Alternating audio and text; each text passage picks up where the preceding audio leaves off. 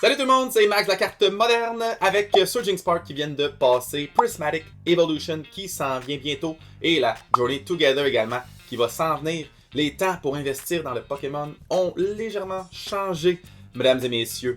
Et puis, c'est pas parce que les temps changent, qu'il y a un peu moins de stock, que tout coûte un peu plus cher, qu'il n'y a pas d'opportunité d'investir, c'est ça qu'il faut comprendre. Il y a toujours une opportunité d'investir dans le Pokémon, c'est juste que le marché est très chaud présentement.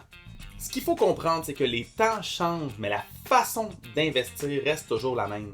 Vous allez être un bon investisseur si vous savez où acheter, il n'est pas trop cher. Vous allez être un bon investisseur si vous savez qu'est-ce qui prend de la valeur. Et vous allez être un bon investisseur si vous savez comment revendre vos cartes. Fait que pour acheter des cartes sans trop payer, c'est très important. Je le dis tout le temps, je vais me répéter, puis c'est plate d'en faire un. Mais il faut se faire un budget.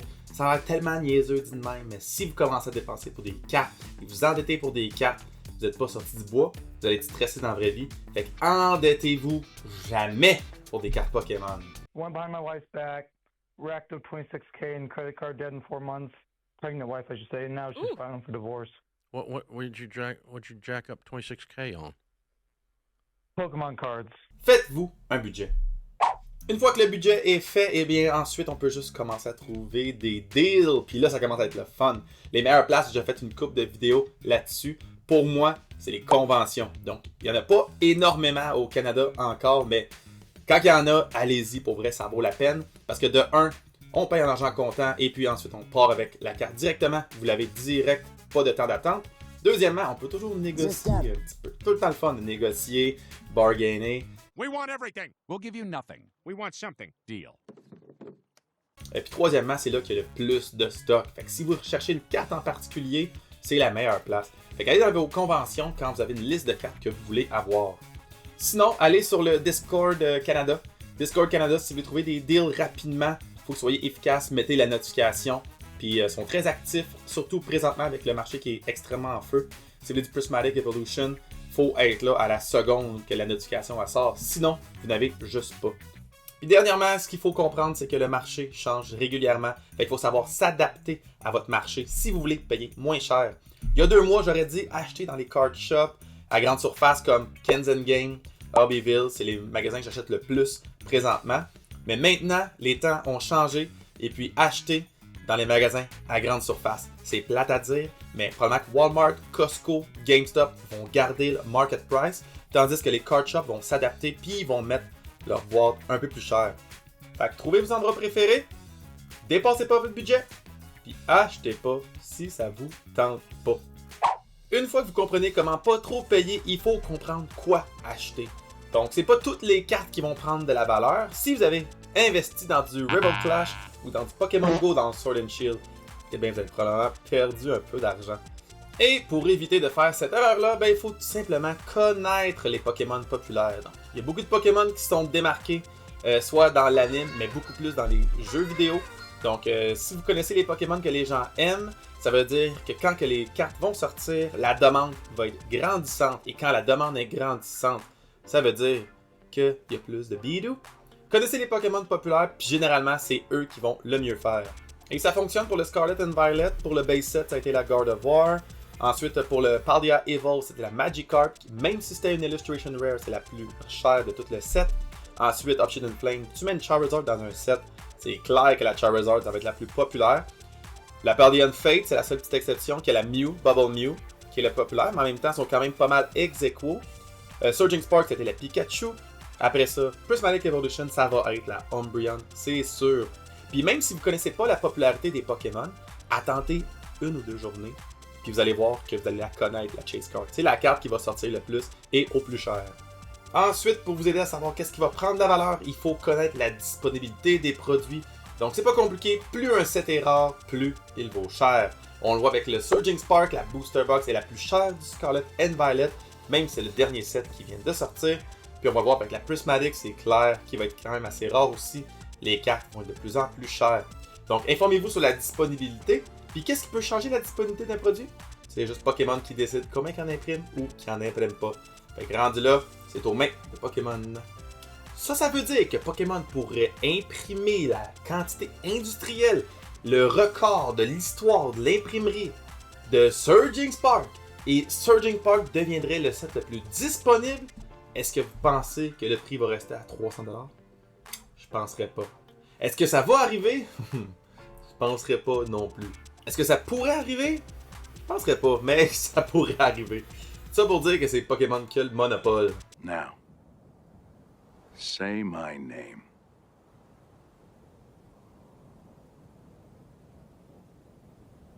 The Pokémon Company. You're goddamn right. Et puis là, c'est bien beau connaître les Pokémon, c'est bien beau connaître les disponibilités des sets, sauf que il y a une phrase que je dis tout le temps sur mon channel, c'est collectionner ce que vous voulez. C'est bien important si vous êtes un collectionneur et que vous voulez investir là-dedans, parce que si vous avez une carte qui prend pas de valeur, puis que vous l'avez dans vos affaires, elle va vous faire chier vraiment longtemps. Fait qu'investissez dans des trucs que vous voulez acheter. Il y a tellement de choix qui sont disponibles, tellement de cartes qui montent en valeur. Donc prenez ce qui est bon pour vous. Si vous avez une carte qui fait que perdre la valeur puis que ça fonctionne pas, dans ce temps-là, dites pas que vous êtes un investisseur, faites juste dire que vous êtes un collectionneur. Mais il n'y a pas de formule magique pour savoir laquelle carte va prendre le plus de valeur. On sait lesquelles qui vont peut-être être plus aimées. On peut évaluer les tendances, ça se fait. Par contre, le truc pour être sûr d'avoir au moins la carte un jour qui va monter le plus, ça va être de diversifier son investissement. Donc, achetez pas 100 fois la même carte, ça sert absolument rien. De 1, ça va faire une très laide collection. Et de 2, ben, si c'est une carte qui va pas prendre la valeur, vous n'allez être pas content de l'avoir. Fait que faites juste diversifier votre collection, plus belle collection et un peu plus safe en même temps. Mais vous collectionnez bien ce que vous voulez.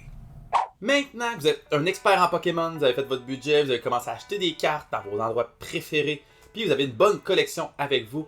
Maintenant, comment faire pour faire de l'argent? Ben, c'est sûr qu'il faut les vendre, ces cartes-là. Donc, il faut que vous trouviez la bonne façon pour vous pour vendre, et puis le moment idéal également. Et le meilleur moment, mesdames et messieurs, pour vendre vos cartes, c'est tout simplement quand vous avez besoin d'argent. Tout simplement. Donc, assurez-vous juste d'avoir un profit sur cette carte-là pour être un bon investisseur. Mais plus vous attendez dans le milieu du Pokémon, plus les cartes montent en valeur. Donc, soyez patient le plus possible, mais si vous avez besoin d'argent, soyez pas gênés d'en vendre tout de suite. Et il y a 1001 façons, messieurs dames, de vendre vos cartes. Donc, présentement, dans le monde, les meilleures façons, pour moi, personnellement, ben, il y a le eBay. Le eBay, c'est très simple. Je liste mes cartes, je mets une photo, tu mets le prix, tu mets le shipping. Et puis, quand il y a quelqu'un qui veut cette carte-là, il l'achète tout simplement. Fait que souvent, ce qui est chiant avec le eBay, c'est qu'ils prennent une bonne cote quand même. Donc, c'est environ 16%.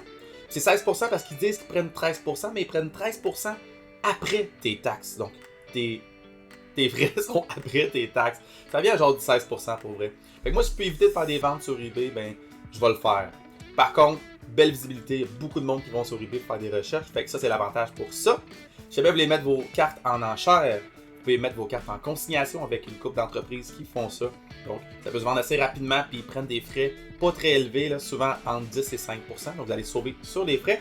Par contre, vous n'êtes pas sûr d'avoir le prix que vous voulez. Ensuite, si vous voulez faire une vente très rapide, vous pouvez aller voir n'importe quel card shop qui rachète les cartes. On va dire 99,9% des card shops rachètent les cartes. Bien, la seule affaire, c'est que oui, c'est une vente rapide, sauf que c'est une vente à 65 à 70% généralement. Donc, souvent, vous n'allez pas avoir un très bon prix pour vos cartes. Fait que si vous avez besoin d'argent rapidement, c'est une bonne affaire. Par contre, si vous voulez faire de l'argent, mauvaise affaire.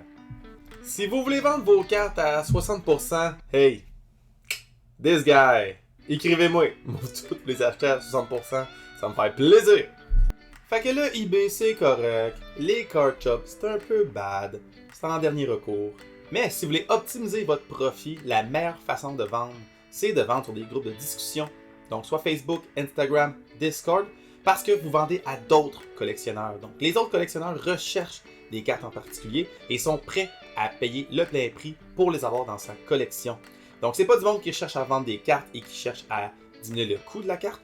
Donc, c'est juste du monde qui la veulent pour eux-mêmes. Donc, c'est la meilleure façon d'optimiser vos profits. Mais il y a 1001 façons de vendre ces cartes. Donc, ça peut être avec Instagram, ça peut être avec TikTok, ça peut être avec What's Not, qui est bien populaire. Créez votre propre site internet. Donc, les façons sont multiples. Prenez celle qui est bon pour vous, celle que vous êtes à l'aise. Et puis, l'important, c'est que si vous voulez faire du profit, vous devez juste vendre vos cartes un jour. Fait qu'en gros, tout le monde, c'est super simple de collectionner les cartes Pokémon. La seule chose qu'il faut vraiment faire, c'est d'attendre.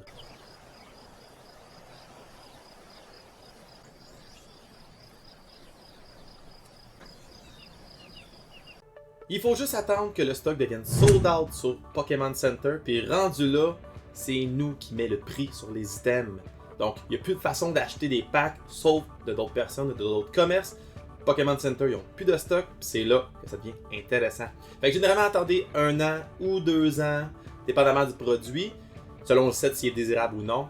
Puis vos investissements, ils vont croître de des fois 200, des fois 300% même. Donc, c'est incroyable la marge de profit qu'on peut faire en investissant dans le Pokémon. Faut juste trouver un moyen de revendre comme du monde. Fait qu'un gros merci tout le monde d'avoir écouté jusqu'à la fin. Je vous rappelle de vous abonner, liker, cliquer sur la petite cloche. Ça aide beaucoup pour le channel. Abonnez-vous aussi à mon Facebook et mon Instagram. Je mets des posts à chaque jour. Bien sûr, je vous rappelle que c'est vous qui collectionnez ce que vous voulez. Mais si vous voulez des idées pour vous inspirer de qu'est-ce que je devrais acheter, qu'est-ce que je devrais investir, il y a du monde qui donne des bons conseils, genre. Allez cliquer sur des vidéos, là. Celle-là, il est bien sympathique, le gars. Il donne des bons conseils, il est fin. Ciao la gang.